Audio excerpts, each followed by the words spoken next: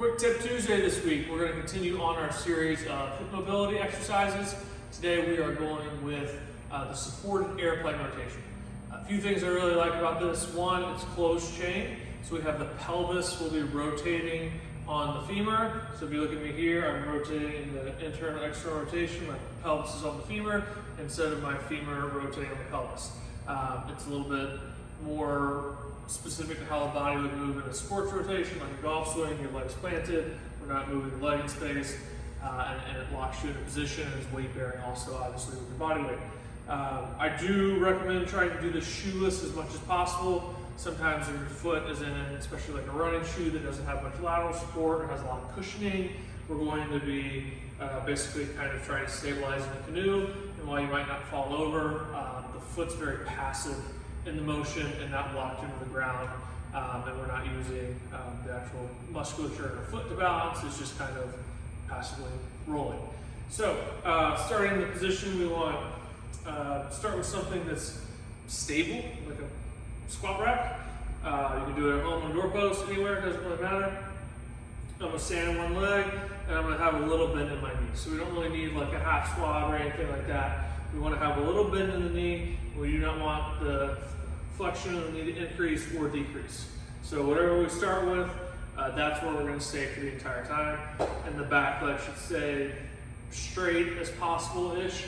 The main thing is just not having it, again, bend and straighten as we go, be a little bit in the knee, and then keep it there as we rotate. So from the front, we're going to get in this position, have something I can hold on to so I don't fall over. I'm going to bend a little bit. I'm going to make sure that I feel the ball on the inside of my foot, the ball on the outside of my foot, my heel, that triangle locked into the ground. I'm going to reach my hand underneath and through, threading a needle without this knee moving, and turn as much as I can, stay there. And then as I go back the other way, I'm going to rotate the other way. See the pelvis opening on the hip while this stays still, and rotate up as far as I can go. This is limited both by thoracic rotation and my actual the movement my pelvis can go through. And you can see I kind of hit a wall there. I could keep going if I cheat, and you see what happens, the knee really dives in. We don't want that. Then we're getting movement out of the knee. We're not actually getting more external rotation through the hip. So that is where we stop. If you look at it from the side, you'll see same type of deal where opposite hand reaching through here. This leg's again straight-ish, more up and down. It's not here. I'm not standing straight up. Chest is pretty parallel to the ground. Reaching under, rotating. As I rotate, I keep that straight and turn the pelvis as much as I can. Rotate that hand back as much as I can. Very importantly, move in a very slow manner here. We don't want you running in and out of the range of motion. That will lead to that knee moving, just sloppy reps, and the foot losing contact with the ground that we want as well.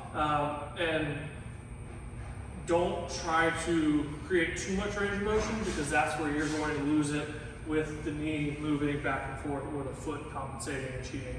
So go slow, know you're in range of motion, and just take your time and make sure you're executing it right, as opposed to doing too much or going too fast.